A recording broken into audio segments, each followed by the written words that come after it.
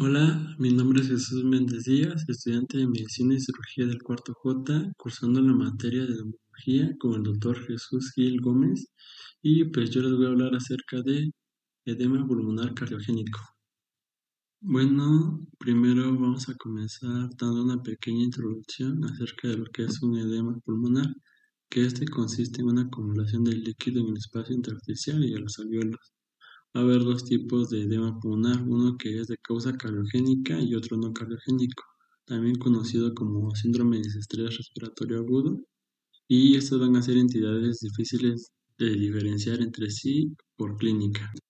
En la fisiopatología del edema pulmonar cardiogénico, o también llamado edema hidrostático, va a haber un aumento de la presión hidrostática en los capilares pulmonares, y pues esto va a conducir a una mayor filtración del líquido transvascular. El aumento de la presión hidrostática en los capilares pulmonares generalmente se va a deber a una elevada presión venosa pulmonar. Debido al aumento de la presión diastólica ventricular izquierda y la presión auricular izquierda. Las elevaciones leves de la presión auricular izquierda, es decir, de 15 a 25 milímetros de mercurio, pueden causar edema en los espacios intersticiales perimicrovascular y peribroncovascular. A medida que la presión auricular izquierda aumenta a más de 25 milímetros de mercurio, el líquido del edema atraviesa el epitelio pulmonar, inundando a los alvéolos con líquido pobre en proteínas. Otra causa es que hay una disminución de la presión oncótica. Pues la función de esta es que se va a encargar de que el movimiento del líquido intersticial pues sea el adecuado. Pues ya, si esto baja, pues va a provocar que haya una salida del líquido intersticial. Y pues estas van a ser las causas de edema pulmonar de tipo cardiogénico. Dentro de la etiología del edema pulmonar cardiogénico, bueno, como su nombre lo indica, esta es debida a procesos cardiológicos. Entre los más importantes están un infarto agudo del miocardio, una cardiopatía hipertensiva crónica descompensada, una valvulopatía mitral y o aórtica, o también una miocardiopatía o taquiarritmia.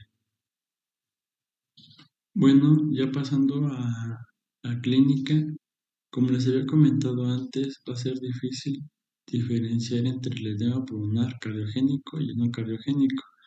Ambos van a presentar un cuadro agudo de disnea y taquipnea. Esto debido al edema intersticial, así como también pueden presentar hipoxia y cianosis, a veces asociada a tos y a expectoración rosada por una ocupación alveolar. También puede haber síntomas y signos secundarios en la enfermedad. Es por eso que es importante realizar una buena historia clínica y exploración para poder determinar la etiología. Los datos que apuntan a una causa cardiogénica son la presencia de disnea paroxística nocturna, ortopnea, aumento de edema en miembros inferiores o dolor torácico. En cambio, la etiología de la no cardiogénica se basa principalmente en la presencia de neumonía, aspiración del contenido gástrico, intenso dolor abdominal, vómitos o la transfusión sanguínea, entre otros. A la exploración física se puede encontrar al paciente con la piel fría y pegajosa, también se puede observar un tiraje intercostal y supraclavicular evidente, y ya en la auscultación pues también se puede escuchar estertores crepitantes, húmedos y sibilantes, así como también taquicardia, incluso algún ruido cardíaco que nos puede orientar hacia alguna causa desencadenante. Además, la tensión arterial se puede encontrar elevada por un aumento del tono simpático. Ya pasando a las pruebas complementarias, el objetivo de esta sería detectar el edema agudo del pulmón, o otra es acercarnos a su posible etiología. Por ejemplo, en el electrocardiograma sería importante para intentar aclarar el origen del edema pulmonar, por ejemplo, un infarto agudo del miocardio o una arritmia.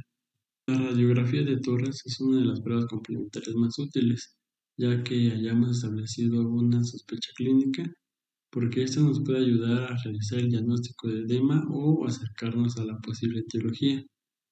También es posible dividir el desarrollo del cuadro de edema pulmonar en dos fases, según cómo se acumule líquido en el intersticio, que sería la fase intersticial, o en el alveolo, que sería la fase alveolar, encontrando en cada una de estas diferentes hallazgos radiológicos. Bueno, los hallazgos radiológicos en la fase intersticial van a ser una redistribución vascular, una pérdida de la definición vascular y borrosidad de los márgenes ciliares, engrosamiento de los tabiques interlobulares, engrosamiento de las líneas fisurales,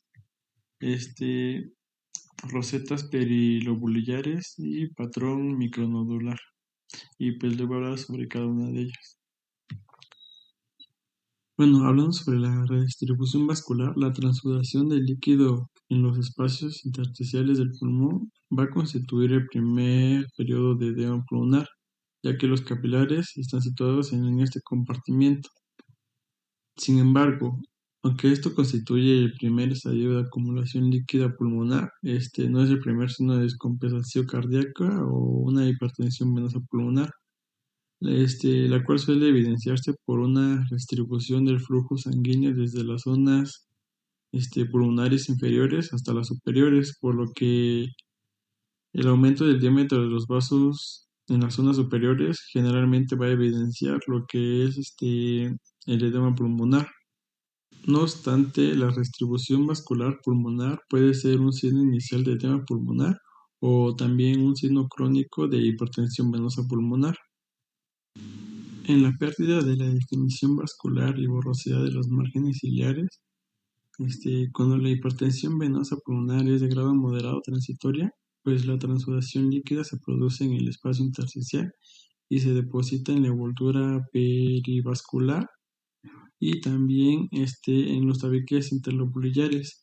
Es esta localización anatómica lo que va a producir el patrón radiológico de pérdida de la definición de los vasos pulmonares y engrosamiento de los tabiques interlobulares, también conocidas como líneas de Kerley. La borrosidad de los márgenes ciliares, sí se considera característico del edema intersticial. El aumento de la densidad periliar, descrito como un signo de edema intersticial, estaría integrado por borrosidad periliar y aumento difuso de la densidad, que también se le denomina como niebla periliar, aunque algunos autores la consideran que es un signo de edema alveolar incipiente.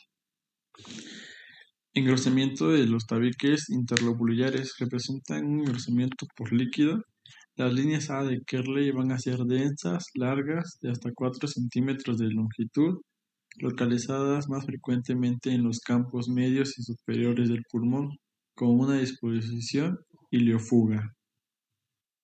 Se identifican frecuentemente en situación retroesternal. Las líneas de Kerley tipo B van a ser cortas, delgadas, de 1 a 3 centímetros de longitud y 2 milímetros de grosor. Suelen formar un ángulo recto con la superficie pleural en las regiones basales del pulmón.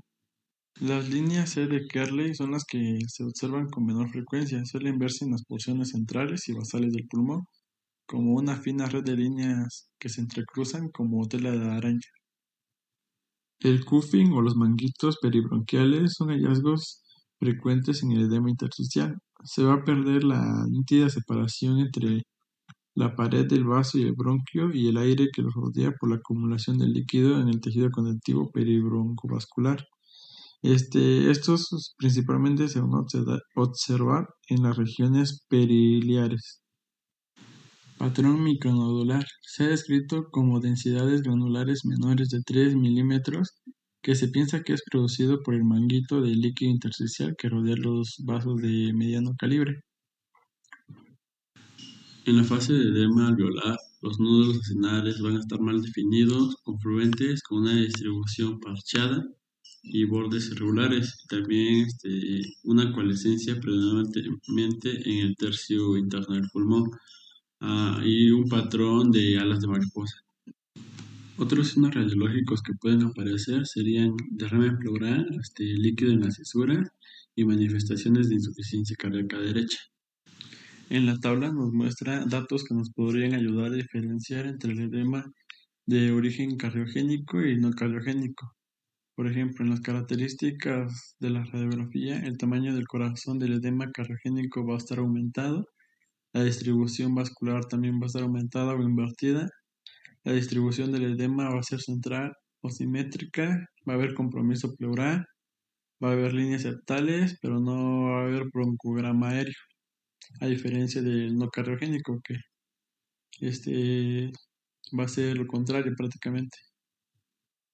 Y hablando más acerca del electrocardiograma, pues esta, como les había comentado, tiene utilidad para identificar la etiología y el factor desencadenante. Deben buscarse también síntomas sugestivos de una lesión coronaria aguda, también evaluar las alteraciones del segmento CT o la aparición de ondas Q en la fase más avanzada. La identificación de arritmia tiene importancia también para decidir el manejo de dicho edema pulmonar. Si le tomamos una gasometría, se suele observar una insuficiencia respiratoria aguda hipoxémica que ya en fases más avanzadas puede llegar a ser hipercápnica. Pasando a las pruebas de laboratorio, la determinación de los marcadores de lesión cardíaca como son la creatinina quinasa y las troponinas van a tener importancia para orientar hacia un evento coronario agudo. Otro estudio serían los niveles de péptido natriurético atrial, que son utilizados para la evaluación del edema agudo del pulmón. Así, niveles de inferiores a 100 picogramos indican una poca probabilidad de disfunción cardíaca y niveles por encima de 500 picogramos por mililitro apuntan hacia un posible edema agudo del pulmón. La ecocardiografía transtorácica es importante para evaluar la función del miocardio, así como valvular. Esta nos puede ayudar a la identificación de la causa del edema agudo del pulmón. Otra que no se suele realizar de rutina es el cateterismo cardíaco, aunque suele ser el gol estándar para detectar la causa del edema agudo del pulmón mediante la determinación de la presión capilar pulmonar. Una presión capilar pulmonar mayor de 18 milímetros de mercurio indica edema pulmonar cardiogénico o por sobrecarga del volumen. Hablando ya sobre el diagnóstico diferencial, es importante detectar las causas desencadenantes, puesto que el tratamiento va a cambiar dependiendo de la causa que lo provoque. El manejo del paciente con esta patología debe incluir, como ya habíamos comentado, la historia clínica, la exploración y la analítica. Vamos a sospechar de etiología cardiológica en el caso en el que haya antecedentes de enfermedad cardíaca, clínica compatible con el síndrome coronario agudo, un ruido en S3 a la auscultación cardíaca, elevación también de los parámetros del daño cardíaco y pruebas de péptidos natriuréticos por encima de 500 picogramos, así como un infiltrado alveolar central en la radiografía junto con cardiomegalia o alteraciones en el electrocardiograma. Si hay dudas diagnósticas, está indicado realizar una ecocardiografía que estará alterada en caso de edema pulmonar cardiogénico con aumento de las cavidades o disfunción diastólica. Pasando al manejo del edema agudo pulmonar cardiogénico, va a ser una situación clínica grave. El tratamiento sintomático debe iniciarse lo más precoz posible, por lo que iniciaremos con medidas generales y tratamientos sintomáticos sin esperar las pruebas complementarias. Los objetivos del tratamiento serán un soporte cardiopulmonar, en los cuales incluye mejorar la ventilación pulmonar a través de la administración de oxígeno a alto flujo, fármacos broncodilatadores y ventilación mecánica no invasiva, si precisa. Y también la disminución de la presión venocapilar con el fin de disminuir la congestión pulmonar mediante la administración de fármacos. Y por último también el tratamiento de la enfermedad desencadenante del cuadro. Pasando al tratamiento farmacológico, se suelen utilizar los diuréticos de ASA. Estos van a provocar un balance negativo de líquidos y alivia el edema alveolar. Además, va a tener un efecto Venodilatador, disminuyendo la precarga por la disminución de la presión capilar pulmonar y la presión venosa central.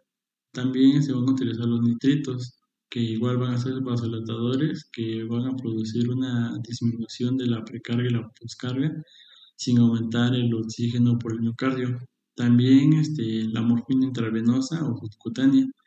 Esta se va a utilizar por su efecto vasodilatador, por lo que disminuye la precarga y la poscarga, y también por su efecto simpaticolítico, disminuyendo la ansiedad y el consumo de oxígeno del miocardio.